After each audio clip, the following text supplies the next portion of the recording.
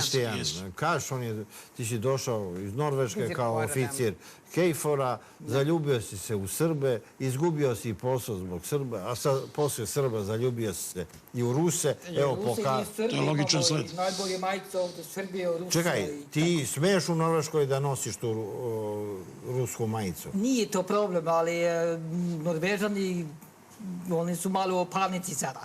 Prvi zbog korone i onda treba neki neprijatelj. Ali evo, ko je ovaj čovjek? Donosi neku fotografiju, on je savjetnik Antonija Blinkena, državnog sekretara za spoljne poslove. Da, to je Derek Chollet. Šta je on izjavio? Derek Chollet, on je pretio Srbe za intervenciju. Čekaj, on preti intervencijom, da će ponovo da Srbija bude bombardovana, da će vojna intervencija biti. To sam pitao. Čekaj, ti si njemu poslao poruku. Ja sam mu poslao poruku, on je čitao poruku. To vidim. Pročitao. Anthony Blinken, on je blinkao mene. Blinkt. Čekaj, blinkao te Anthony Blinken. On je blinkao mene. Da, pa blinkao. Da, ali neki moji e-mailovi, ali on je blinkao mene. Objavimo e-mail za 2 e-maila. Ja sam mu poslao ministar državno poslao u Americi 2 e-mailova i on je objavio to.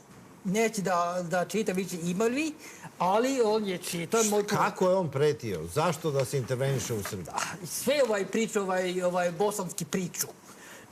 Oni hoće svoj način nešto... Da Srbija nije dovoljno kažnjena, da ponovo treba kazniti Srbiju. I to bukvalno kaže. Kazna. Oni preti kazna i intervenciju. I ja sam pitao, ja sam poslao e-mail ambasadora Godfreya i visoki diplomatu u Beograd i u Sarajevo. Politički ataše je svašta.